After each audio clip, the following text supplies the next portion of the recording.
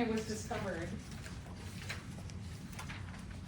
So Mendel, back in the late 1800s, started studying the effects of DNA, but he didn't really know what he was studying specifically was DNA. He just knew there was we had traits, like organisms had traits and they had to be coded for somehow, but he was just studying okay, there are traits, and then I know that in studying pea plants that some will mask the presence of others, and that's all he really knew. And then people started to go, okay, we got traits, but they gotta be coded for somehow. And so there's a whole other field of scientists who are trying to figure out what is this thing inside of us that makes these traits appear. And so that's when eventually these chemicals that back in the 1860s, so around the time that Mendel was working, we have Friedrich Misker. He started to isolate things in white blood cells, and then he didn't realize that what he was isolating was actually DNA. Okay, so then there was Frederick Griffith, who he did experiments in the early 1920s. And he figured out bacterial transformation. Do you guys have that? I just changed all this.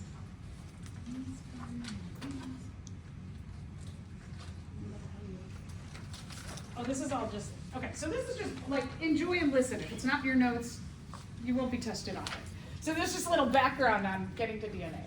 So just listen until we get to, when we get to the structure, oh, here. So this one, DNA. Okay, so then I have a bunch of things just about the history of learning about DNA that I don't have in your notes. So you don't have to worry about this in terms of content testing, but some interesting things.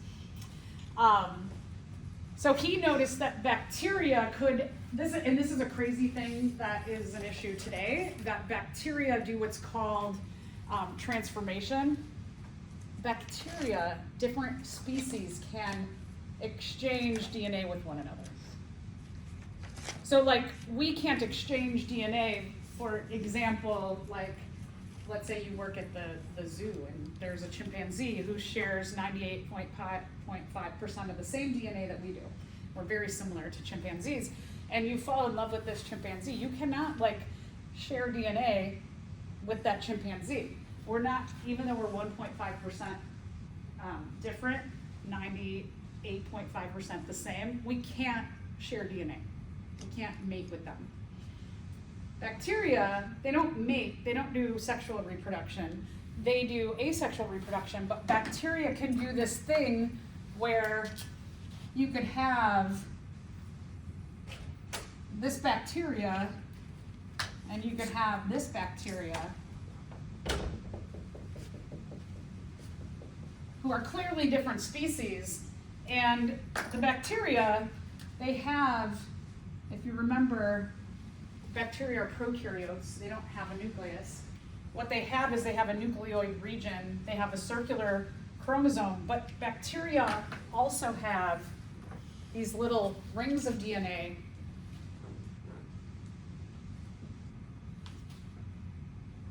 that are called plasmids.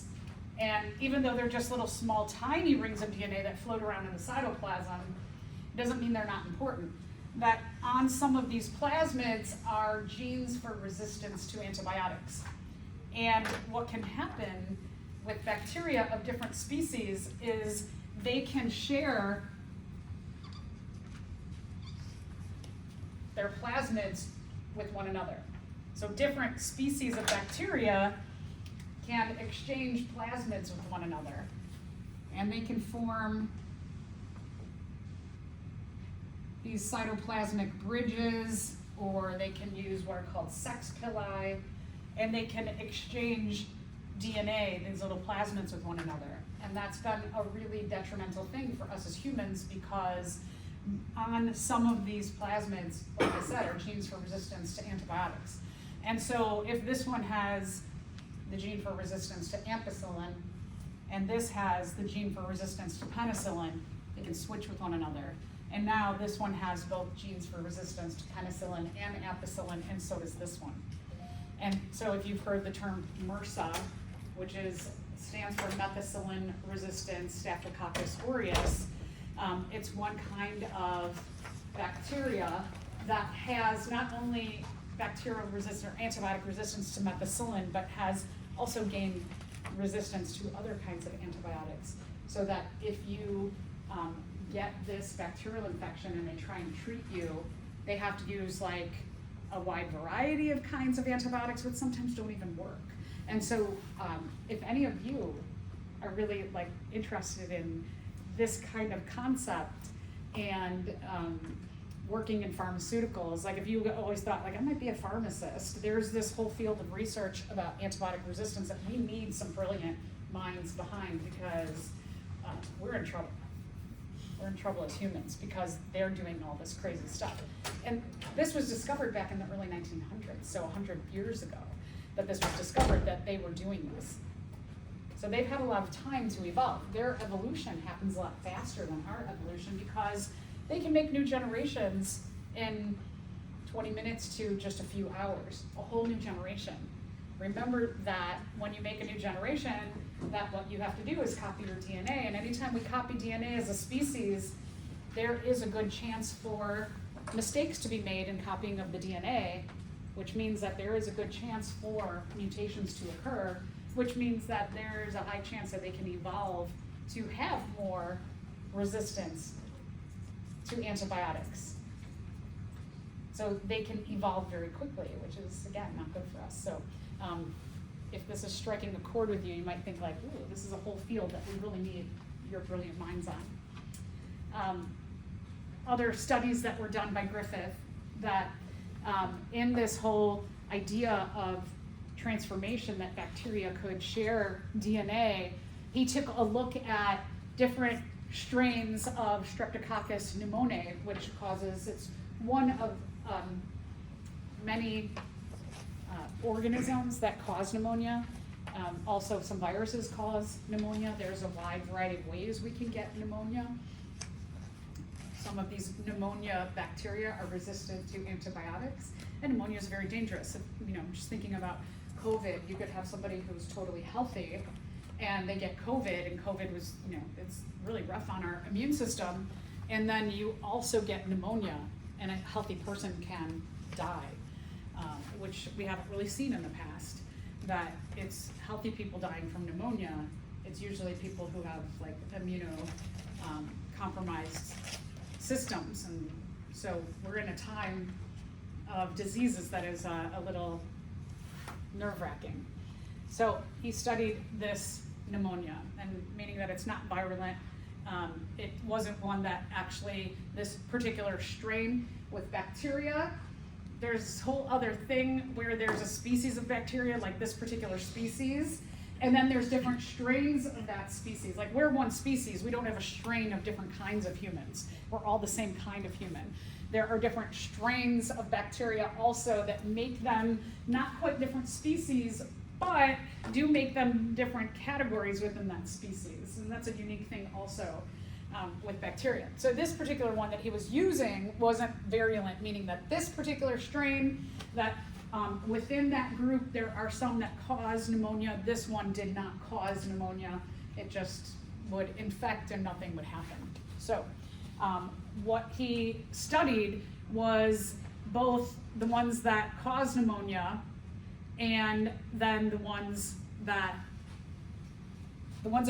don't cause pneumonia and the ones that do cause pneumonia. And so here you can see that one strain here, he infected with the mouse with this particular strain, and the mouse lives, and then he took the same strain and he killed it and infected the mouse, and the mouse still lived, which, hypothetically, you might think like, yeah, that would make sense, right?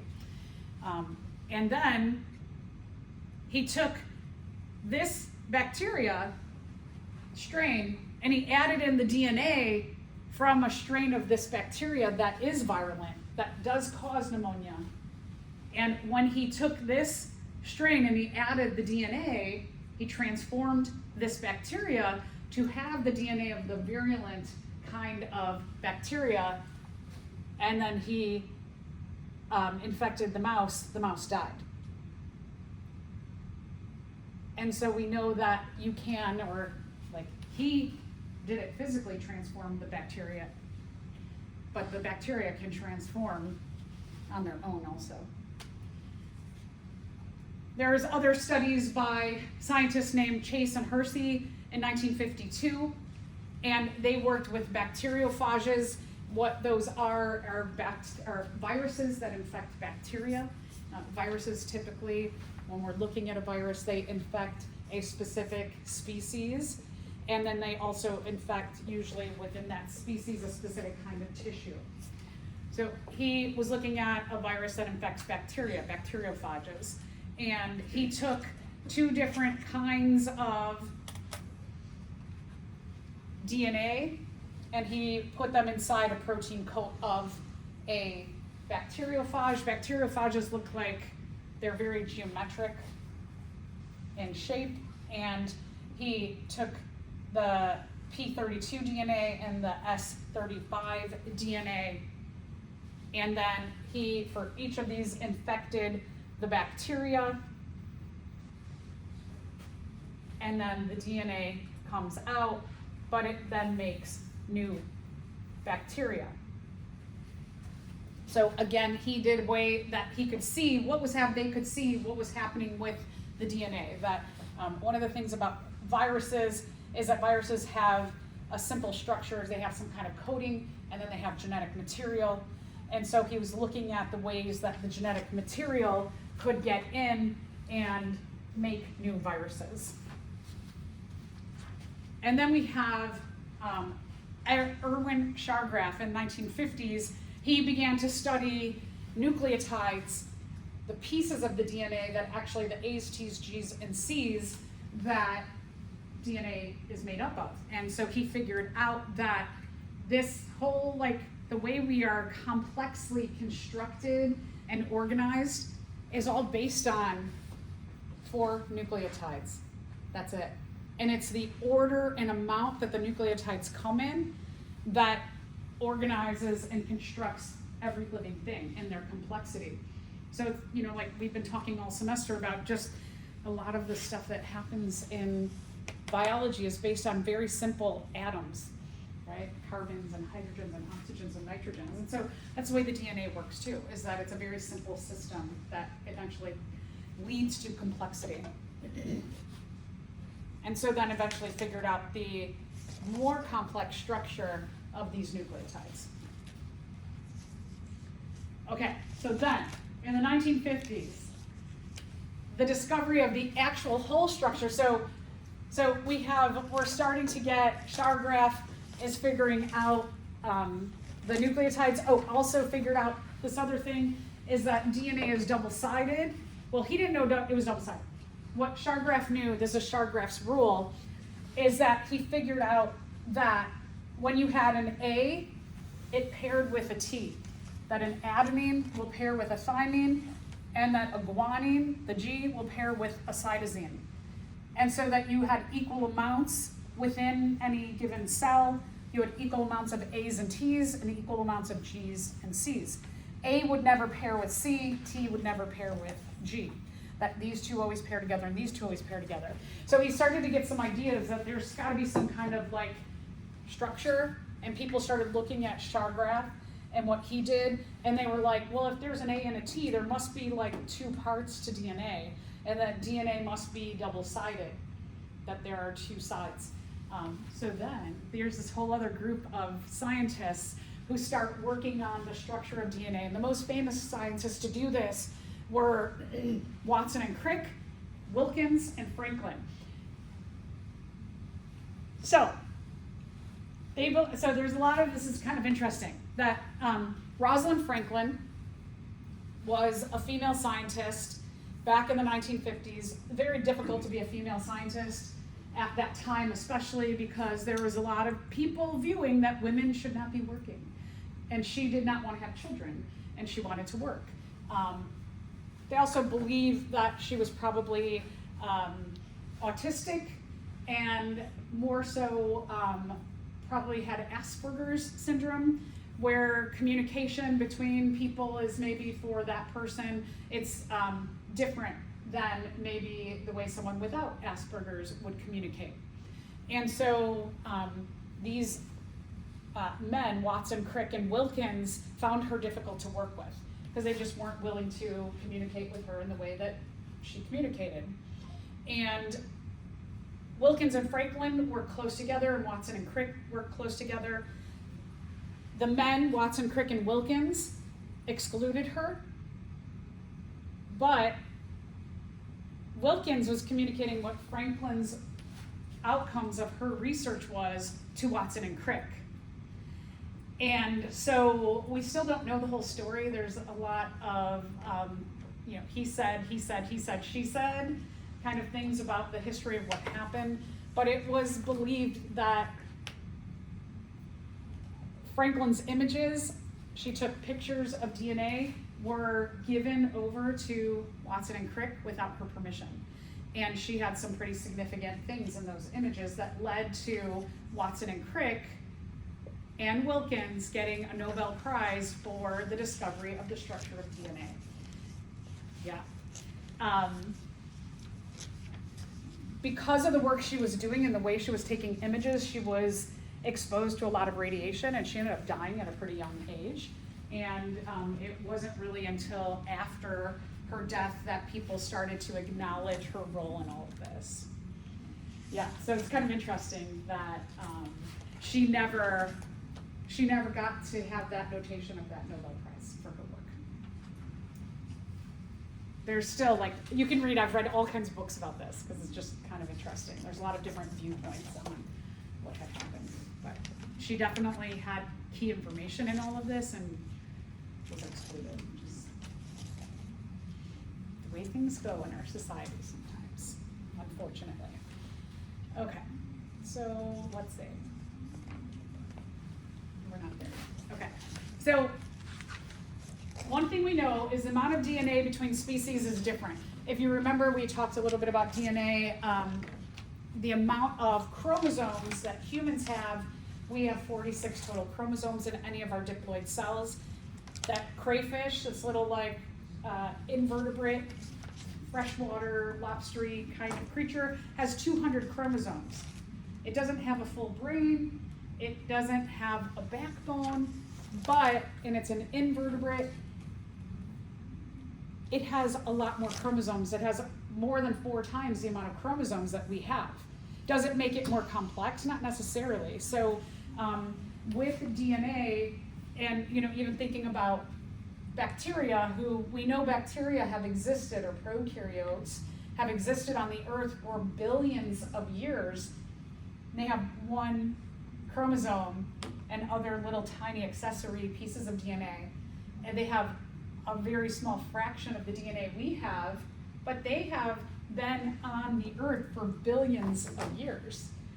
So complexity and amount of DNA, I mean, who's to say having more DNA is better, right, when they have been here for a really long time and they don't have that much DNA. So don't think about having a lot of DNA is necessarily the best thing in the world, right? What we do know, though, going from even these very, I like to say simple organisms to organisms like us, or like crayfish that has 200 chromosomes, we always know that the amount of adenine and thymine go together. Adenine and thymine are always equal, and guanine and cytosine are always equal. Every species.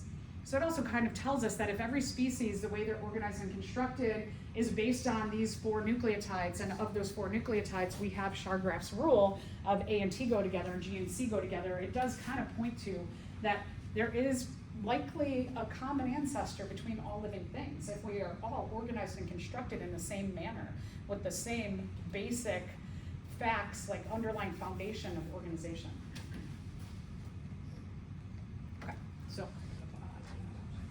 Okay, so now that was a little background. So basically in 100 years, right, we've come a long way. We have in 100 years of kind of understanding the structure, well, not 150 years, right? So 150 years of starting to look at the structure of DNA, we have whole genomes that are mapped out. We are identifying what genes or what portions of DNA that we call genes code for certain things. We don't know everything, but we do know a lot.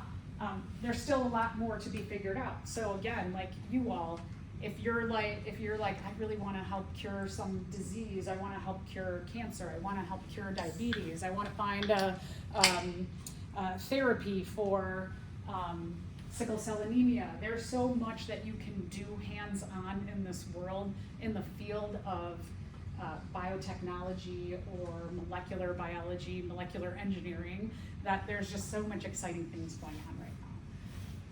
So let's talk about the basis of all this, the structure and function of DNA. So the structure of DNA is based on, again, a few things. One is, it's a double helix. Double, two-sided, Chargaff kind of started to point to, there's this with this. So there's gotta be two sides to this whole structure. And then what we know back from looking at cell reproduction is that when the DNA is being used in interphase, the everyday life of the cell, that it's all unwound and loose, so portions can be read, so that you have, and we'll get into what proteins do this, that proteins can move across the DNA and read it, and then it can make a series of things happen where you have an outcome that the DNA is coded for. It's transcribed, and it is transcripted and transcribed into something useful, something that your cell needs at that time. So when it's all loose and unwound, we call that, remember, chromatin. And then chromosomes, they start to wind up around those histones, the histone proteins, and when they wind up, they do this, they wind around. And that circular structure is called a helix. That a helix, the DNA goes like this, and it winds really, really tight into this helix structure. That we have a base pairing of our nitrogen bases, the nitrogen bases, the A's, the T's, the G's, and the C's. You have a double amount, or you have a double-sided structure where you have the bases pair. The A's go with the T's, the G's go with the C's. And you have a backbone of all of this. And we have an alternation of a sugar, then a phosphate, and a sugar, then a phosphate.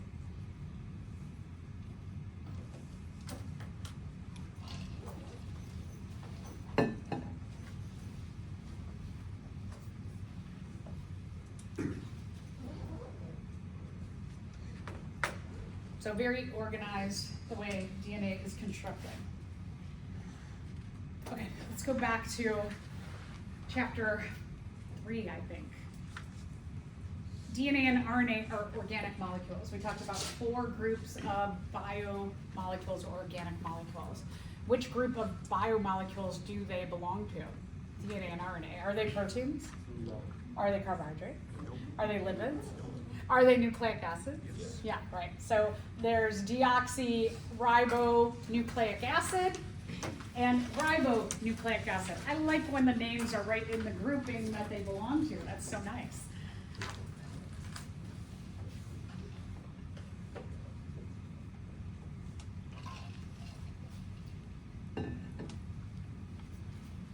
The first part, the deoxyribo, refers to the kind of sugar that is part of the backbone of DNA. So the sugar part, and then it tells us it's a nucleic acid. And then RNA, the sugar is called ribose. So we call it ribonucleic acid. The DNA is deoxyribose.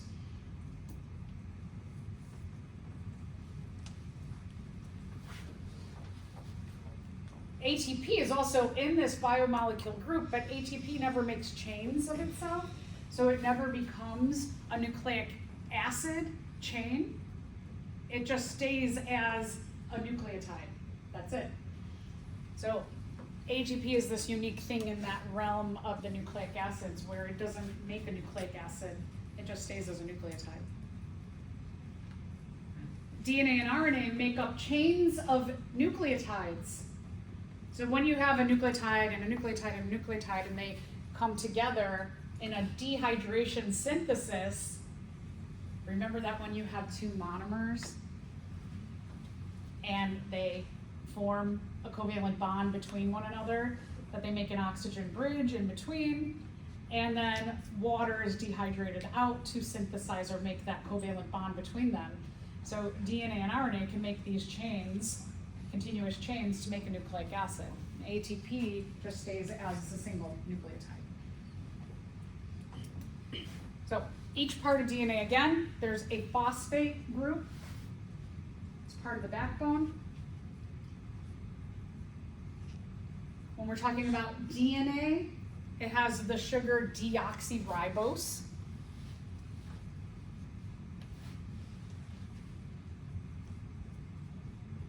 And there's a nitrogen-containing base in each nucleotide, and it could be one of 4 nitrogen-containing bases: adenine, thymine, cytosine, or guanine.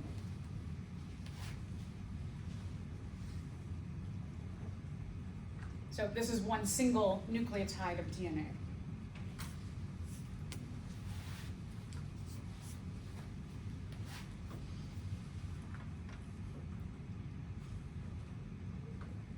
And like I said, when you have 2 nucleotides, which are the monomers of the nucleic acids, and they do a dehydration synthesis, the synthesis part is they come together, they make that little oxygen bridge in between, and then you have the dehydration, the loss of water. And what they look like is this then, that when we look at one side of a DNA molecule, that you have a phosphate sugar, this is what we call the backbone, and then in the middle, you have your nitrogen-containing bases. You will have this, a mirror image of it, over here, because you have 2 sides to the DNA where the nitrogen-containing bases come together. I have it in another picture soon. And then you have the sugar phosphate backbone over here. So, the nitrogen-containing bases. As I said before, it's not really important how much DNA you have, but it is the order that your nucleotides come in that determine your organization, your function, how do you make all the stuff that you need to make within your cell.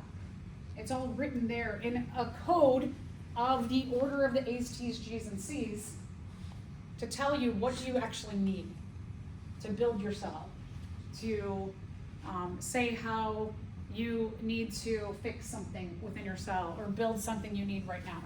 And the sequence that the DNA comes in, that's what we call our genes. So kind of going back to, we're looking at when we had, for height, when we had capital T or big T or little t as the genotypes, when we were talking about complete dominance, when we had these genotypes, homozygous dominant or heterozygous, and when we had the kind of inheritance called complete dominance, we know that these 2 genotypes coded for tall. Our genotypes coded for this phenotype. And short or dwarf was coded for by the genotype, the homozygous recessive genotype of little t, coded for the phenotype of short. So let's say that I'm just making this up, that if we're looking at pea plants, that when you looked at a section of DNA that you knew coded for height, the trait for height, or we call that the gene locus, the location of the gene on the DNA, that when you had 3 nucleotide bases that said ATG, that what you figured out was that coded for the gene allele, the alternate form of the gene capital T, and when at that gene locus, if you had GCC, it coded for the gene or allele little t. So this is what people are sitting in labs and figuring out, or sitting at their computer at home, is that they are looking at DNA in a certain order. They're looking at the strains of DNA, and they're trying to figure out, at this location I see, and usually what happens is at a gene location, at a locus, that you will have ATG repeated over and over and over and over again. And in that area where you have the repeat of this triplicate of nucleotides, 3 nucleotides over and over and over again, you're like, that's gotta be a gene. That means that in this area, that the gene is coding for something that I'm gonna call capital T. And people are trying to figure out, when they see the repeats of these sets of nucleotides, they're like, okay, they're looking, somebody at home is looking over the DNA and they're looking for repeats. And they're like, okay, I found repeats. Now what does it mean? And so it's like puzzles, just constant figuring out of puzzles. Okay, so let's say in this area that it's very simple, that you see an ATG and an ATG. And they figure out that ATG, right, we knew that ATG codes for big T, and when you have an ATG and an ATG, this is really, really simplifying everything, that would code for someone who's homozygous dominant. And in this particular gene locus, if you see an ATG GCC, you know the ATG codes for capital T, and the GCC codes for little t, so that you know that this individual at that gene locus, they are heterozygous. So then if you have GCC at that gene locus, you know this individual is going to be homozygous recessive, or little t. So just trying to relate what we talked about last unit with the traits, the genotypes and phenotypes, into how you figure this out. This is like very simplistically an example of how they figured this out. Base pairing. There's 2 sides to the DNA. With DNA, the other thing that they have to figure out is when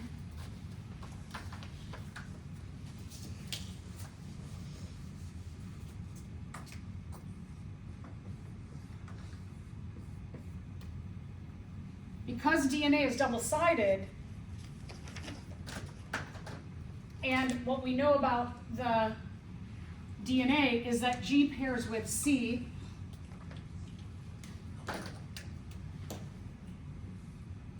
C pairs with G, C pairs with G, G pairs with C, C pairs with G, and C pairs with G. That there's 2 sides to the DNA. And that with this DNA, we have a bond between there. That one of the things that scientists have to figure out is, when you're looking at 2 sides, which side of the DNA is the coding portion of the DNA? Because you have 2 sides. So in the case of our example there, when we are looking at this, what somebody has figured out is that the side that reads GCC, that this is the coding side of the DNA. Because you have double-sided DNA, not both sides are coding for the gene.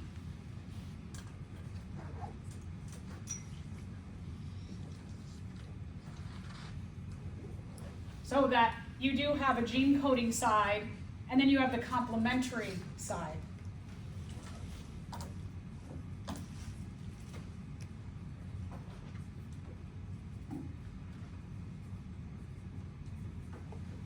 And so that's another piece of the puzzle, is that when scientists are looking at, wait, I see a repeat here of CGG, does that mean something, or is it the GCC that means something? Which side is the cell using to code? And so they have to figure that out too, because it's double-sided. So again, hopefully you'll not forget the bases. That the bases are A for adenine, G for guanine, C for cytosine, and T for thymine.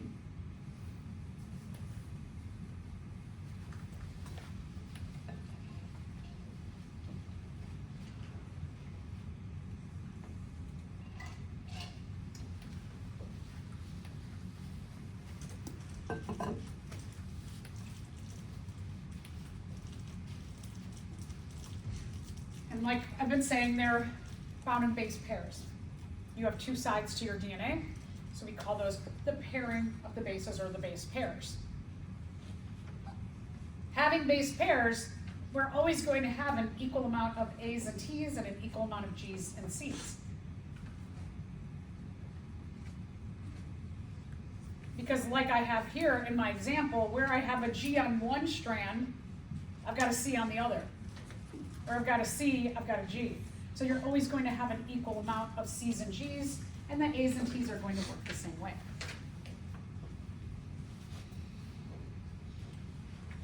So Chargrave figured out that A always pairs with T.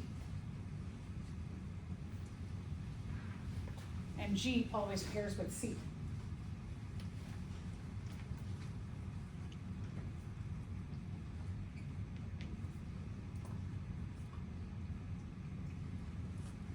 They are sized differently. The purine side, a purine is a bigger nucleotide, not much bigger, a little bit bigger. The pyrimidines are the smaller nucleotides. So like with the A and the G, one's a purine, one's a pyrimidine. The G and the C, one's a purine, one's a pyrimidine. A and G, for example, they are the larger nucleotides. They are the purines. And the T and C are the smaller ones. They're the pyrimidines. So I like to mention that in case in the future you hear a pyrimidine, a purine, you know what that means. You have an illustration to show you. And then right here, this is little hydrogen bonds that hold them together. So just to show you the structure, you don't have to know this exact structure, but just seeing that when we're talking about the purines, the purines are the bigger bases, and they're only bigger, like when we look at, for example, cytosine, which is a pyrimidine, you can see that the nitrogen-containing base here has one ring, whereas the guanine is a two-ring structure. So it's a little bit bigger. So that's why these A and G are the purines, the larger of the nucleotides, and the C and the T are the pyrimidines, the smaller. Okay, so the DNA. The DNA has two sides. I would equate the structure of the DNA, if we unwound it from its helix structure, that it would look like a ladder.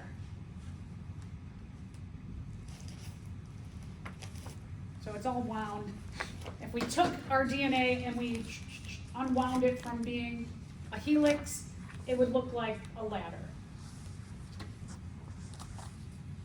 The rungs of the ladder, the middle part, would be this, what we focus on the most with DNA, the nitrogen-containing bases. They would be the inside, the part that you would climb on a ladder.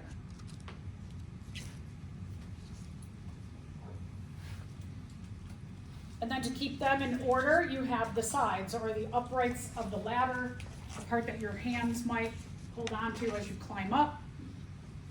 And that's the sugar phosphate backbone.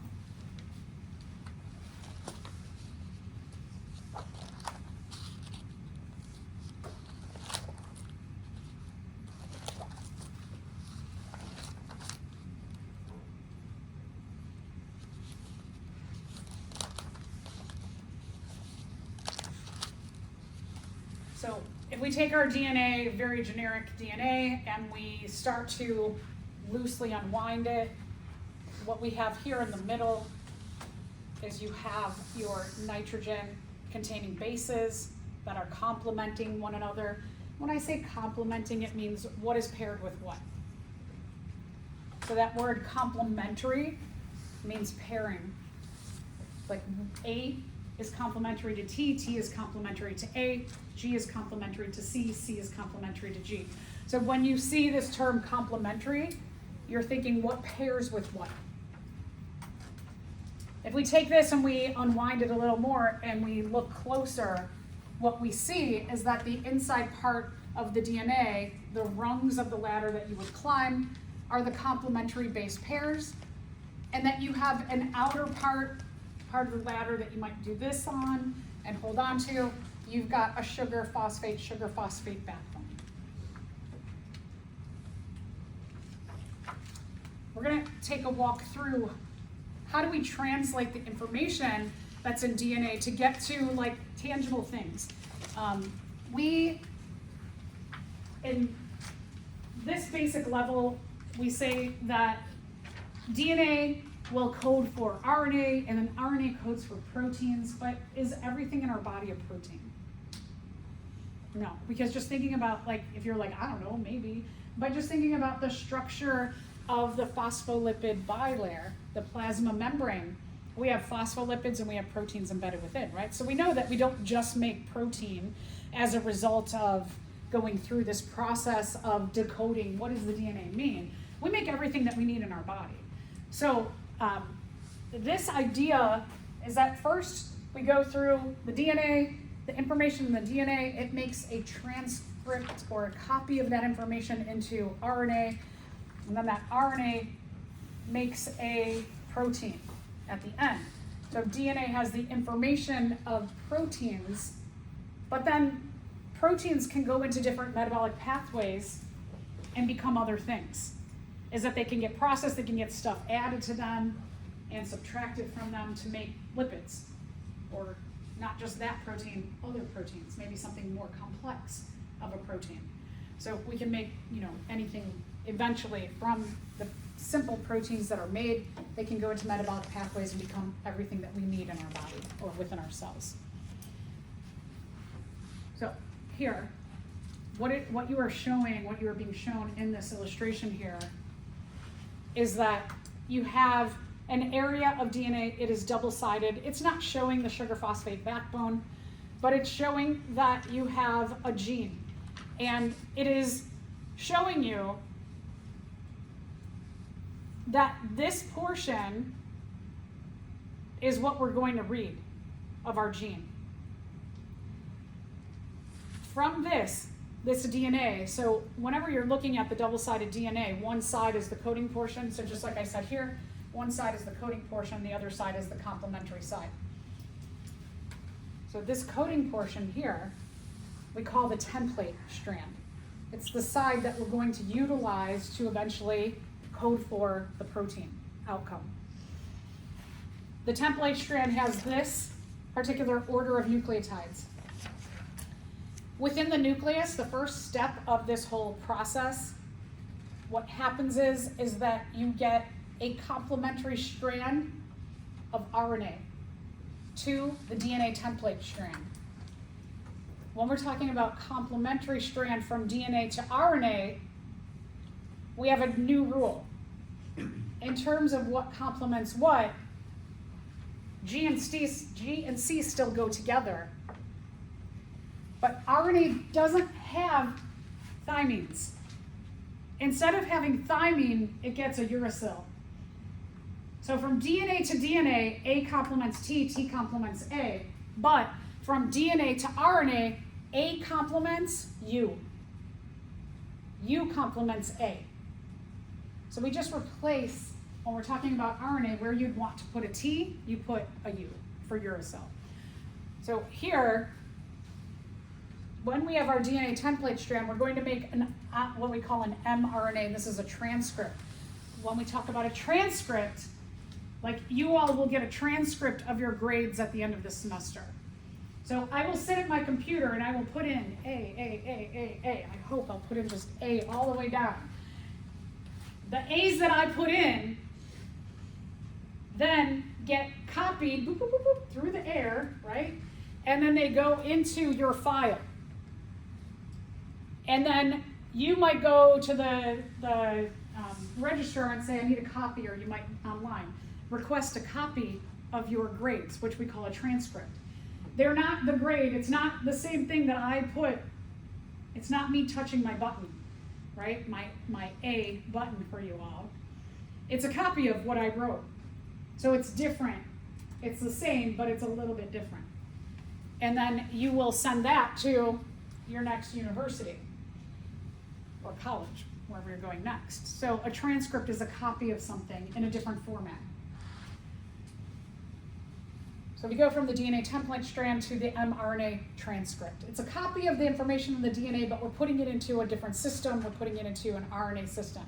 So T complements A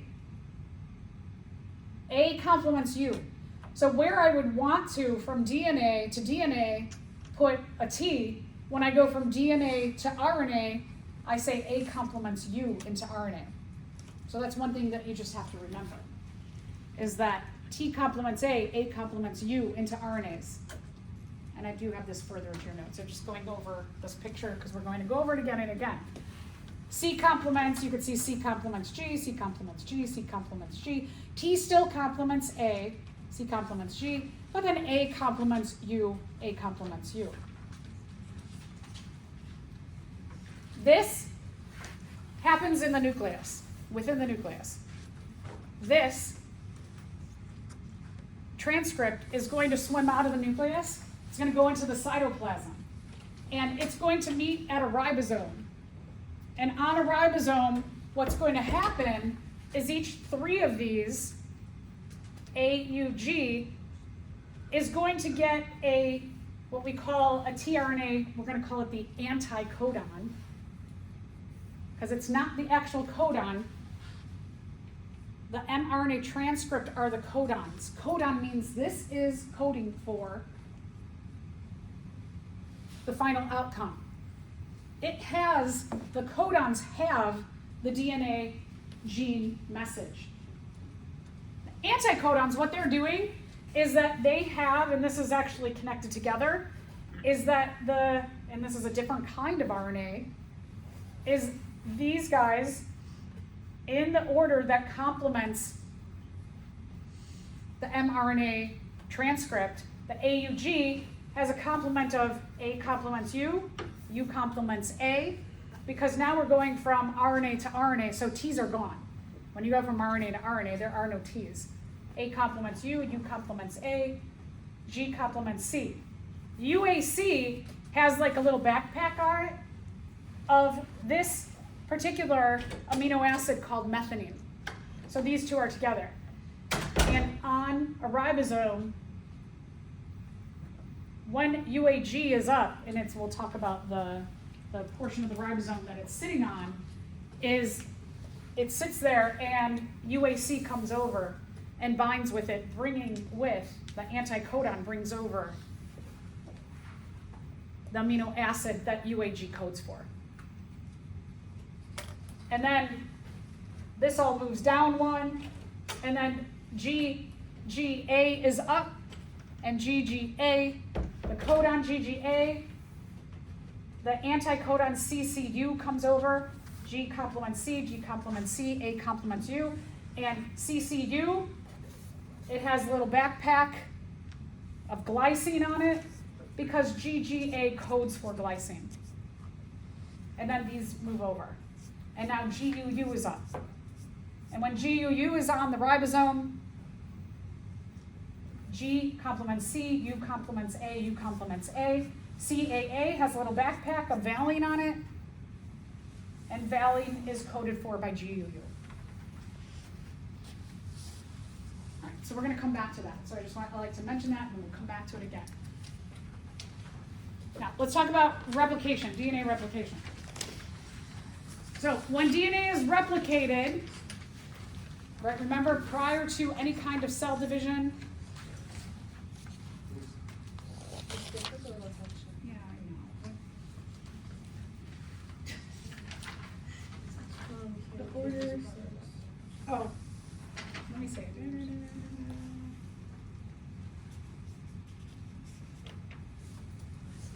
Did I take it out? Why did I? Okay, so that thing says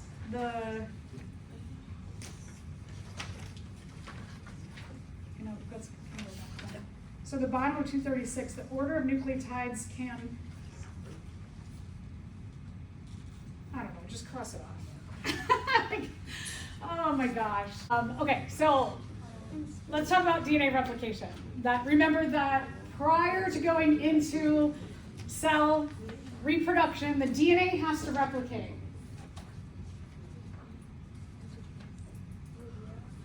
So before you go into mitosis, meiosis, or bacteria would do binary fission, the DNA has to replicate in the S phase of interphase. synthesis phase of interphase. The replication of the DNA happens in the nucleus.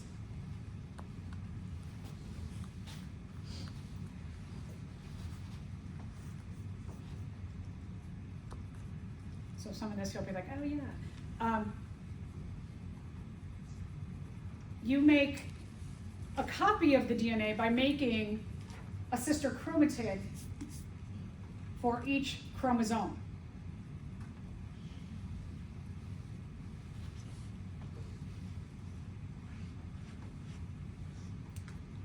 They call this semi-conservative replication because if these are our original chromosomes,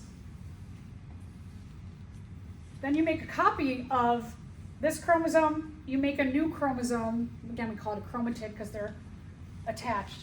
So when you have this chromosome and you make a copy of it, or a chromatid, this is new. This is a totally newly formed chromatid. This is the old one, right, the original one, and this is a new one that gets formed. So when you have your sister chromatids, they call it semi-conservative because this is the original, and this is a new, and this is original and new. So each of these chromatid pairs is half original or old and half new, half old, half new.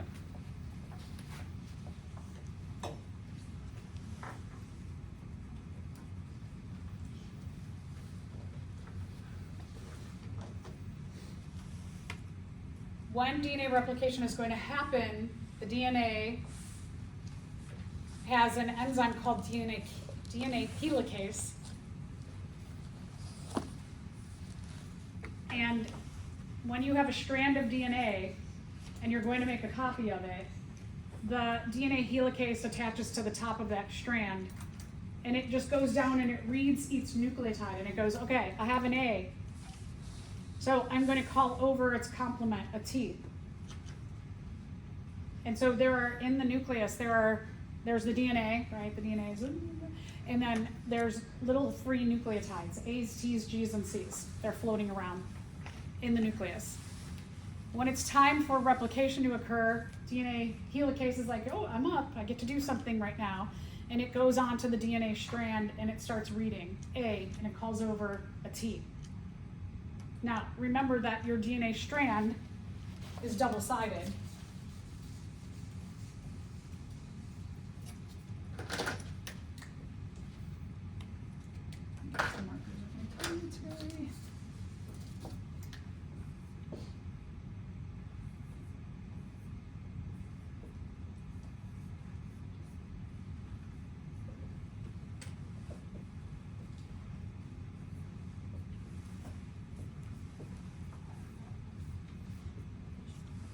Okay, so this is our original DNA strand.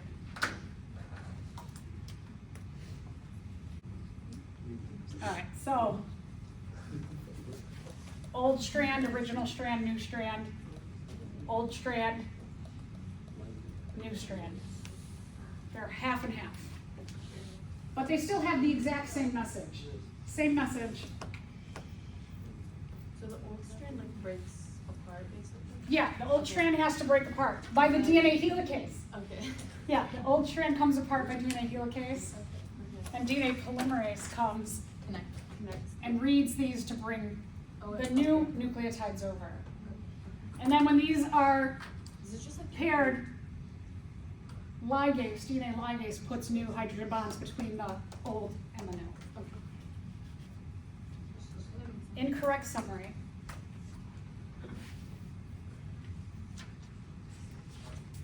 Okay, so look, I'll draw it on the board. All right, we have time. No, I'll do it next time. When it's a clear state. Well, I'll talk about this in a minute. Okay, so let's say that here's our paired strand, right? Boop, boop, boop. Okay, so I can't write up there.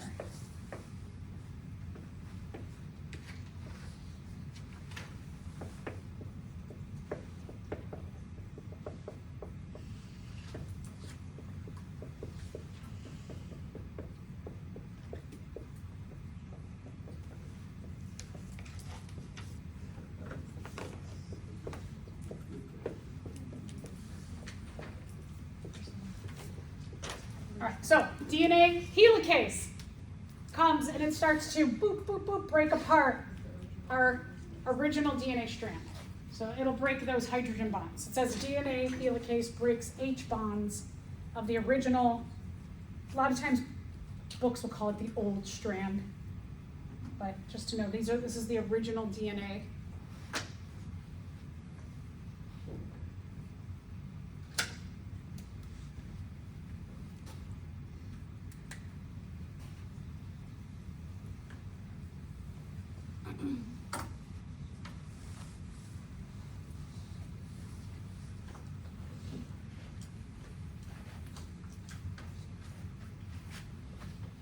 And so of our original DNA, here's the original. And now it goes up higher. I can't reach that. Those are our originals in blue.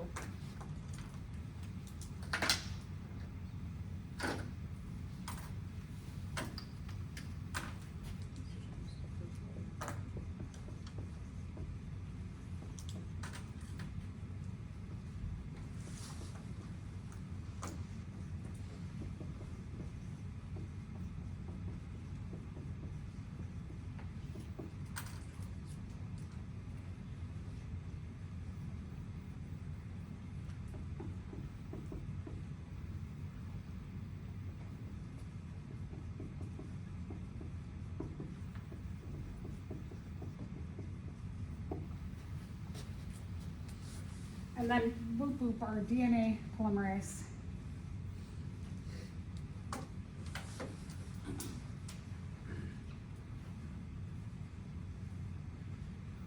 Gonna read.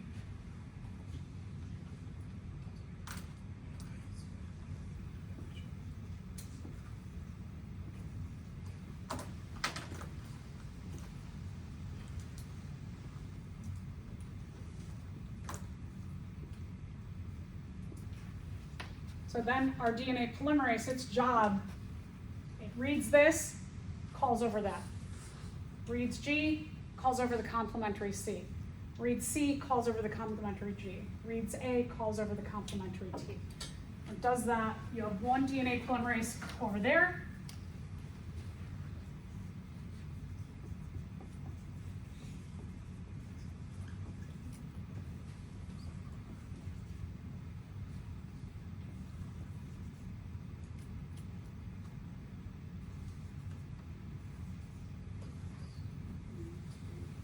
And we have a DNA polymerase over here.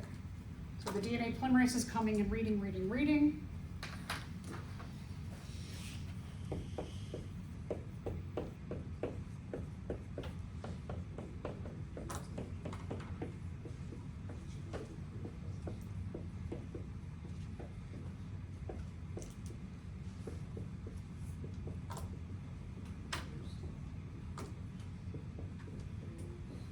Then our last thing is you have DNA ligase comes and puts the hydrogen bonds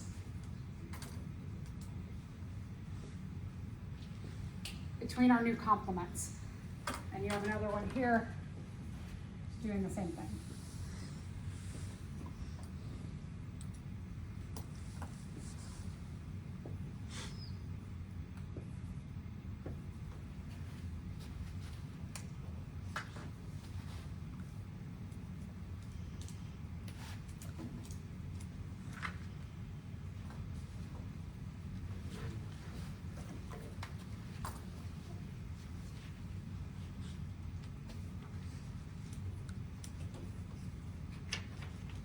And that. So this is like, these are my generic ways. What it really looks like is on your next page, is that you have, the way it really happens is that in sections, the DNA, so it's all like this, and in sections it'll unwind, and then the helicase comes and chops. So you still have parts that are together, and then it like goes up and up and up and up and up and up and up and up. It doesn't do the whole strand at once. The DNA helicase doesn't come and separate the entire strand all at once, because remember there's 46 of this going on in the nucleus at the same time. So you've got a lot of polymerases working, helicases working, ligases working, and you don't have a lot of space inside of the nucleus. Well, we get rid of the nucleus, and then it happens inside. So, okay, so what each strand is really doing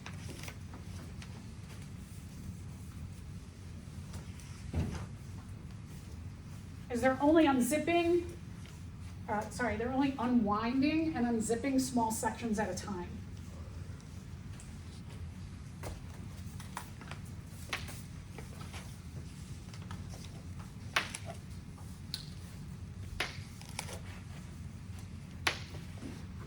So only a small section. So DNA helicase basically is coming and like separating. And then you have polymerase that's coming.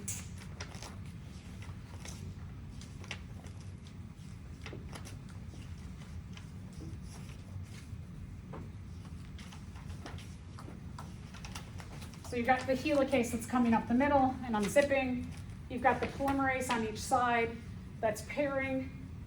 And then eventually you've got the ligases coming and gluing these together. But only a small section happens at once. Okay, so